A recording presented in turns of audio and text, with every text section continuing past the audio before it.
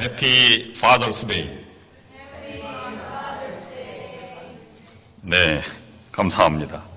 오늘 아버지 날을 맞이해서 예배당에 나와 예배드리는 여러분을 주님의 이름으로 환영합니다.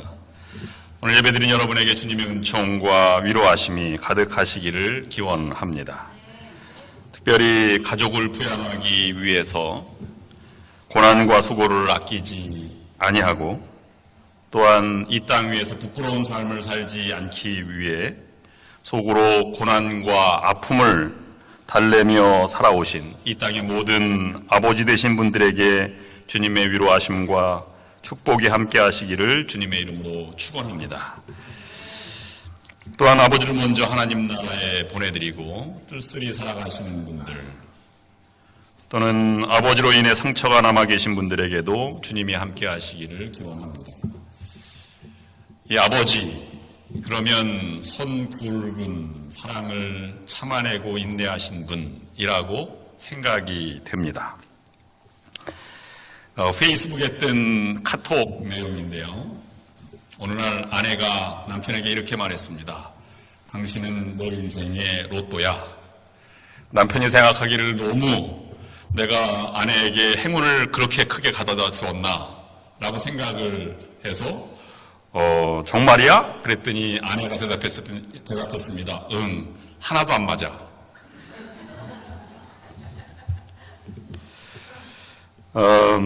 때로는 남편은 한 인격체로 살아가기보다는 그냥 덩어리로 살아가는 존재일 때도 있습니다. 남편을 말할 때 집에 두면 근심 덩어리, 데리고 나가면 짐 덩어리, 마주 앉으면 왼수 덩어리, 혼자 내보내면 사고 덩어리, 며느리에게 맡기면 구박 덩어리. 그러면서도 때로는 처갓집에 가서 이 날강도 또는 도둑놈 뭐 이렇게 핀잔을 들어도 그냥 표내지 않고 호호 웃으며 잘 참아오셨습니다. 사랑의 마음은 변함이 없었고 태도도 변함이 없이 살아오셨습니다. 상황이 흔들리지 않고 말에 휘둘리지 않은 그 굵고 긴 사랑 때문에 한 가정이 지탱되게 되었고 여기까지 오게 되었습니다. 옆에 남자분이 계시면 이렇게 인사하시길 바랍니다. 당신 때문에 여기까지 왔습니다. 감사합니다. 시작.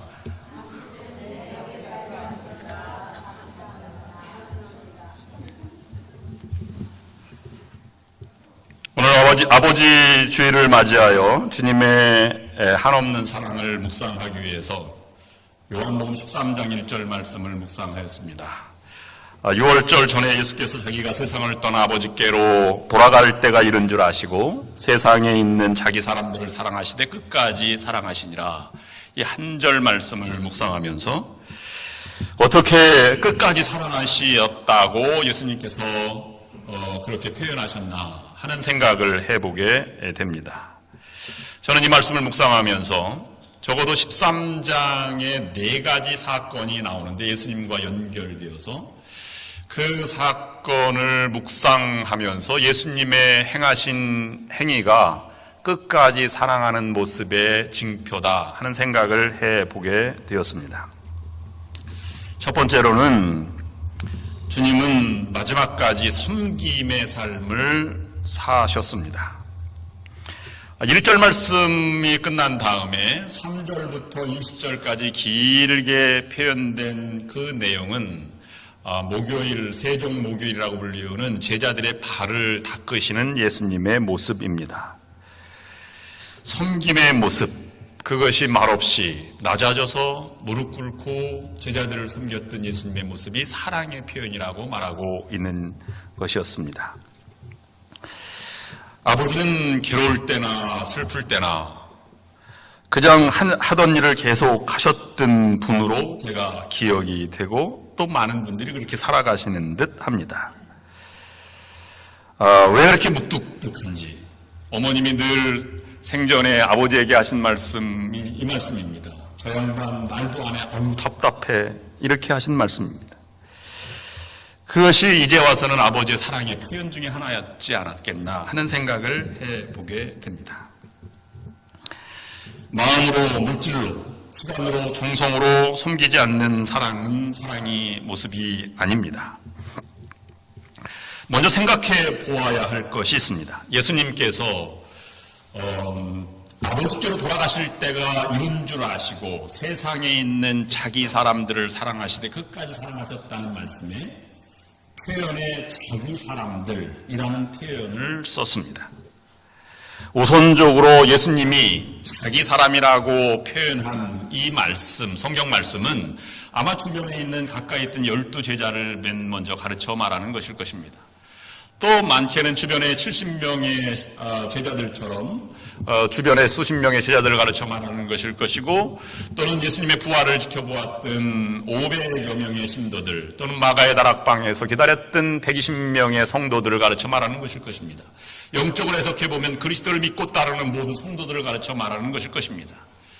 예수님은 자기 사람을 사랑하셨다고 표현하는 것입니다. 그런데 좀 더 생각해보면 요한복음 17장 6절 말씀에 고별 기도를 예수님이 중보 기도를 드리는 내용 가운데 이런 표현을 쓰고 있습니다. 아버지께서 내게 주신 자들이라는 표현을 쓰고 있습니다. 사도 바울의 표현 말씀대로 에베소서 1장 15절 말씀의 표현은 자기 아들들이 되게 하신 자들, 또는 구약 성경에서 이사야 선지자를 통해서 말씀하신 너는 내 것이라고 인정하고 불러들인 세우신 자들을 가르쳐 말하는 것입니다. 주님은 모든 사람을 사랑하시되 특별히 자기 사람을 사랑하시고 은혜로 인도하여 주시고 복 주시는 분이시라고 하는 것입니다. 나는 세상 사람을 똑같이 사랑한다 하면서 같은 은혜를 주시면 얼마나 불공평하다고 생각을 하겠습니까? 모든 세상 사람을 사랑하시지만 특별히 믿음의 형제들을 더욱 사랑하시고 그에게 은혜를 베풀어 주시고 평안을 허락해 주시고 복을 주시는 분이 바로 주님이신 것입니다. 그렇기 때문에 오늘 우리가 이렇게 예배를 드리고 주님을 모시고 살아가는 것입니다. 테레사 수녀는 이렇게 말했습니다. 하나님은 사랑이시고 그 사랑은 하나님에게서 오는 것이므로 한계가 없다. 그러므로 하나님의 사랑 안에 몸을 맡기기만 하면 하나님의 사랑은 다할 줄을 모른다 라고 말했습니다. 여러분, 어머니들은 자기가 배 아파서 낳은 아이기 때문에 날 때부터 아마 모정을 느끼는 듯합니다. 근데 아버지들은 모정이 그렇게 맨 처음부터 강하지는 않은 것 같습니다. 한국에서는 A가 태어나면 문 밖에서 아들이에요, 딸이에요 이렇게 얘기해 주지만 미국에서 낳는 장면을 보잖아요. 애 낳는 첫 장면을 보면 애가 쭈글쭈글하고 작습니다. 첫 생각이 저 아이가 내 아이일까? 이런 생각으로 아주 묘한 감정이 들기도 합니다. 그러면 자라면서 정이 들고 기쁨이 찾아오고 감사가 넘치고 이렇게 경험을 하게 됩니다. 아버지들은 내게 하나님이 주신 자녀들이라는 표현을 이렇게 쓴 것처럼 예수님처럼 그런 표현을 가지고 살아가지 않나 생각하는 것입니다. 그렇게 살아야 하고 또한 그렇게 살아오신 아버지들에게 찬사를 보냅니다. 이해할 수 없는 부분도 있습니다. 아버지는 왜 세상에 걱정을 그렇게 많이 하시는지, 신문을 들고 혀를 차든지 매일 보면 뉴스만을 보고 나라를 들었다 놨다 하는지 이렇게 큰 걱정을 하시는 모습을 보고도 이해가 되지 않습니다. 그래도 그렇게 힘들고 큰 세상 걱정을 해도 아버지가 가는 곳은 무거운 짐을 지는 길이요, 직장이요, 아주 수고로운 그런 모습을 한 가정을 위해서 터벅터벅 걸어가신 분이 아버지라는 모습의 뒷모습입니다. 좀 더 생각해보면 하나님이 내게 주신 자들이라고 하는 것이 우리에게 주어진 환경과 사람들을 가르쳐 말하고 가정을 가르쳐 말하는 것일 것입니다. 그런데 중요한 것은 어느 아버지이고 내가 이 다음에 완성되면 돈을 벌면 모든 것이 갖춰지면 나는 가정을 책임지고 가정을 위해서 내가 잘 이끌어가겠다라고 말하지 않는다는 사실입니다. 그렇게 바라지만 그런 꿈이 있지만 아버지는 부족한 나이지만 삶의 현장에서 무거운 짐을 지고 직장을 다니고 힘들고 어렵고 서러워도 그것을 이겨내는 분이 아버지 되신 분들입니다. 누가복음 15장의 모습, 탕자의 비유에 아버지는 자식의 요구에 응하였지만 아버지는 자기의 삶을 포기하지 않았습니다. 무작정 기다리지 않았고 큰아들과 함께 농사를 열심히 지었고 또 가정을 돌보았고 문 열고 기다리는 일을 계속 해 나갔습니다.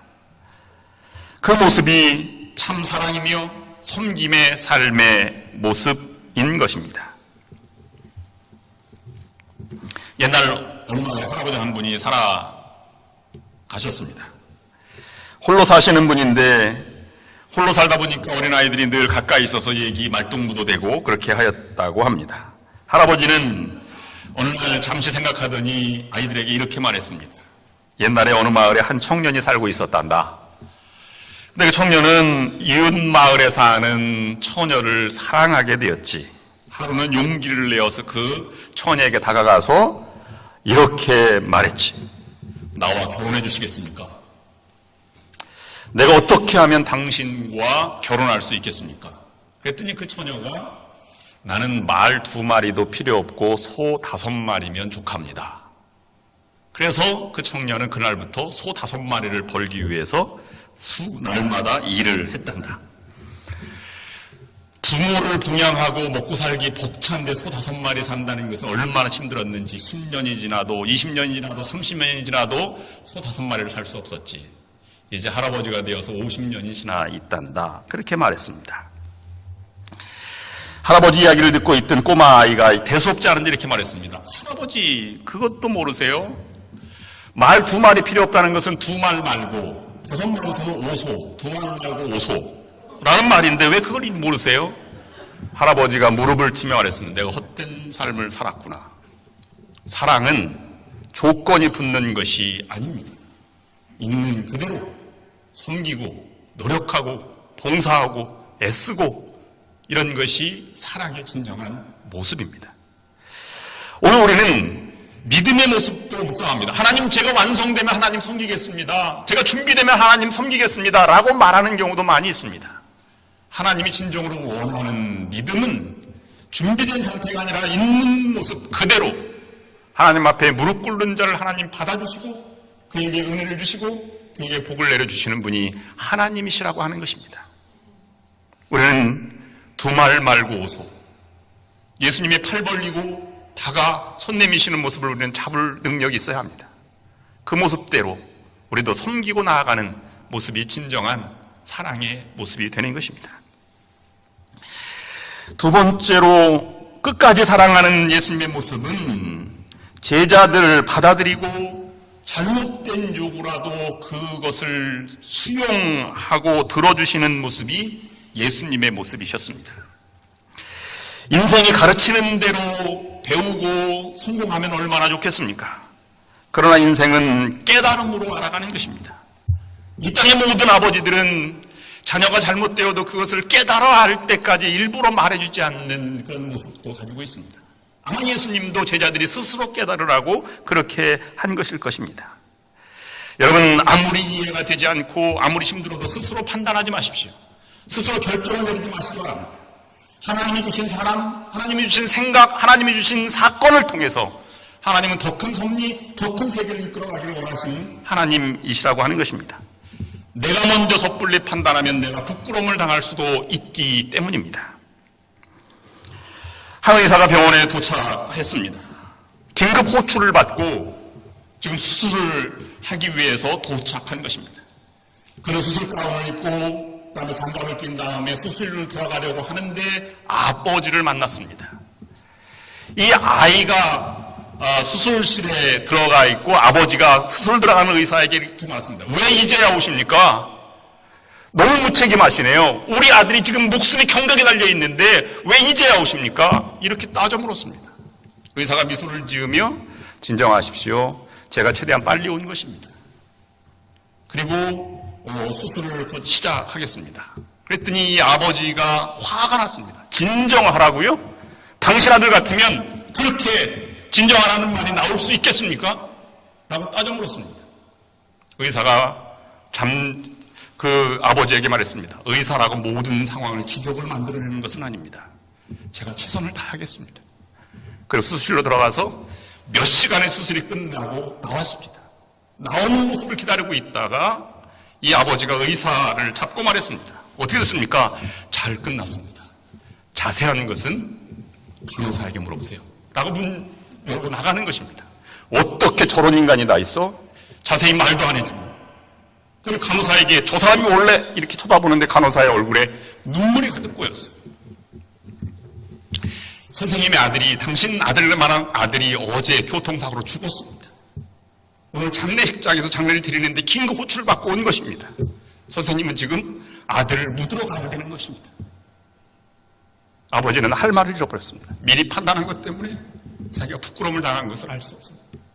표현할 수밖에 없었던 것입니다. 오늘 제자들의 발을 씻기고 난 다음에 예수님의 그 다음 행위가 가룟 유다가 배신할 것을 얘기하는 장면입니다. 배신할 걸 알았던 예수님이 어떻게 행동을 했습니까?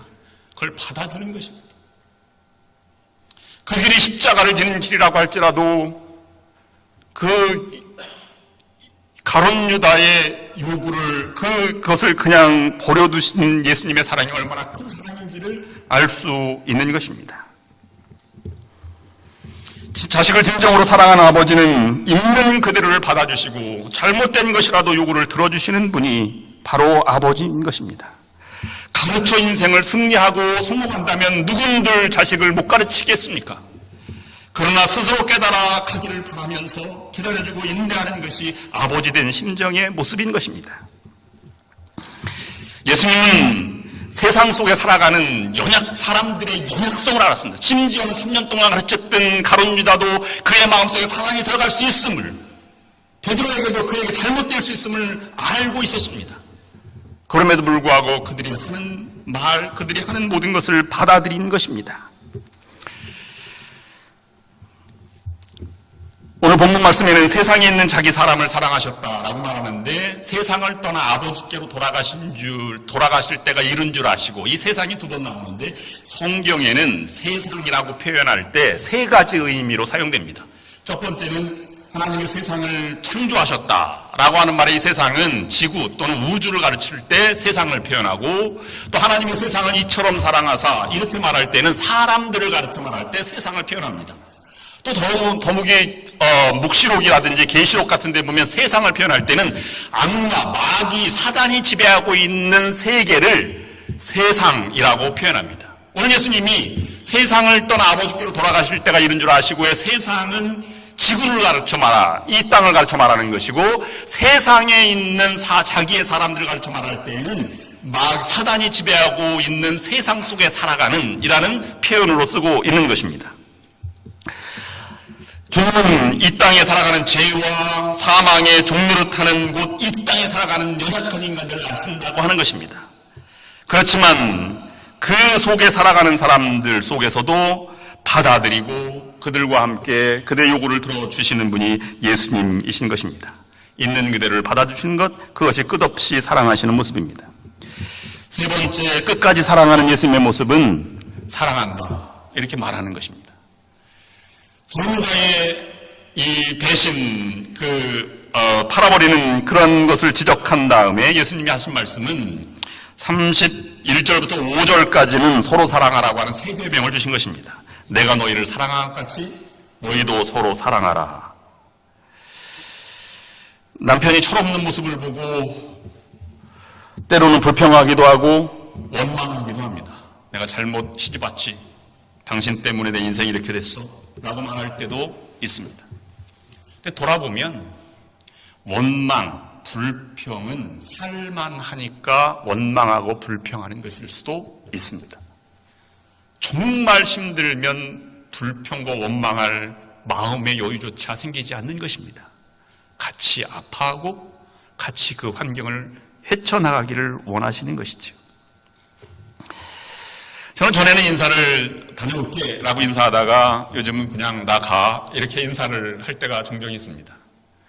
왜냐하면 돌아온다 하는 것이 아닐 수도 있는 가능성이 있기 때문입니다. 언젠가 내가 들어가다가 사고를 났든지 그러면 못 돌아올 수도 있는 것이지 아닙니까? 여러분, 사랑한다고 말할 수 있을 때 말하십시오. 특별히 한국의 아버지들은 사랑한다 이런 말 못하지만 그래도 한번 연습해서 해보십시오. 그렇게 하지 못할 때가 있을 수도 있습니다. 올랜드에서 총격 사건이 났을 때 지난 주일날 새벽에 마틴이라고 하는 범인이 사람을 인질로 잡아놓고 거기에서 확인 사살했다고 하지 않습니까? 그래서 많은 희생자가 나왔다고 하는데, 살아난 사람들은 무대 뒤편이라든지 이런 데에서 숨은 사람은 살아났지만, 확인 사살할 때 주로 환풍기 속에 들어가 있든지 화장실 속에 들어가 있을 때 많이 확인 사살이 되었다고 합니다.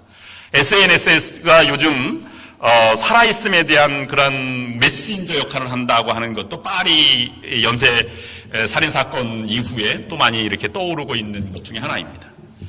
화장실에 숨어 있는 사람이 이 SNS에 메시지를 보냈다고 하지 않습니까? 나 화장실에 숨어 있어요. 범인이 이쪽으로 오고 있어요. 범인이 우리를 본 것 같아요. 나 죽을 것 같아요. 그러다가 희생자로 이렇게 떠오르는 모습을 여러분 보아서 많은 사람이 거기에 참 전율을 느꼈다, 이렇게 얘기합니다. 그런 순간을 맞이하는 순간이 우리에게도 있을 수 있다는 것입니다. 사랑한다고 말하는 것, 여러분 탕자의 비유에서 보면 두 번째 아들이 요구한 것을 아버지는 끊을 수 있음에도 불구하고 그를 주지요. 그리고 다시 돌아올 때를 기다리고 있는 것입니다. 그가 돌아왔을 때 가락지를 끼워주었습니다. 그것이 아버지 된 그런 그 사랑의 표현이 되는 것입니다.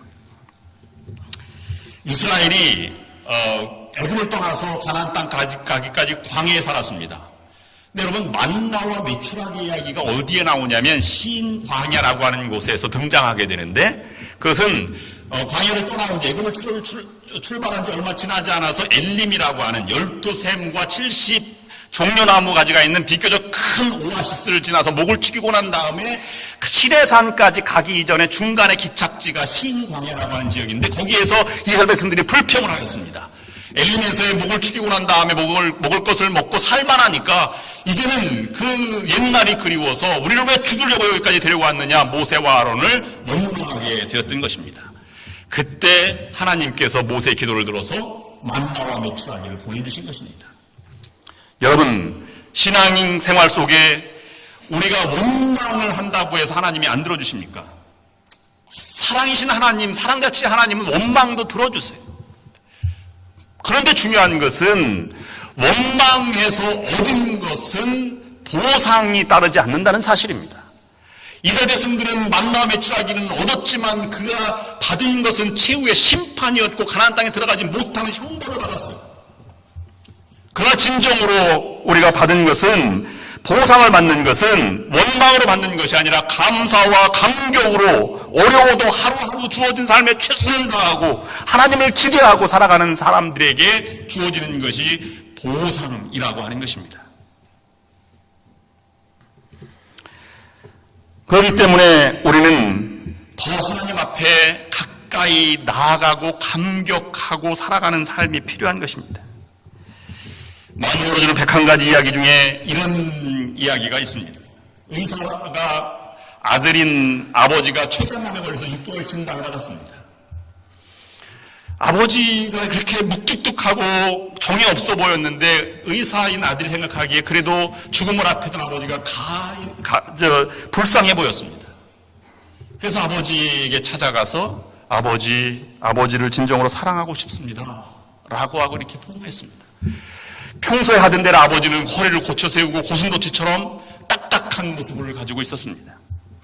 그러기를 하루 이틀 200번째 포옹할 때 점점 더 따뜻하게 다가오는 아버지 손길을 느꼈고, 200번째는 아버지가 먼저 팔을 내밀어서 아들을 안고 얘야, 나도 너를 사랑한다 이렇게 말했다고 하는 것입니다. 사랑한다. 우리는 하나님이 너무 심판의 주, 멀리 있고 근엄하신 하나님이라고 하는 것은 신앙의 단계에 들어오지 않은 사랑을 느끼지 못한 것이지요. 하나님 품에 안기는 연습을 할 때 하나님의 사랑이 느껴지는 것입니다. 하나님이 나를 품어주시고 안아주시는 모습을 볼 수 있는 것입니다. 마지막으로 끝까지 사랑하는 모습은 부탁하는 것입니다. 부족해도 자식이 완성될 때를 기다렸다가 유언하고 죽는 사람이 어디 있겠습니까?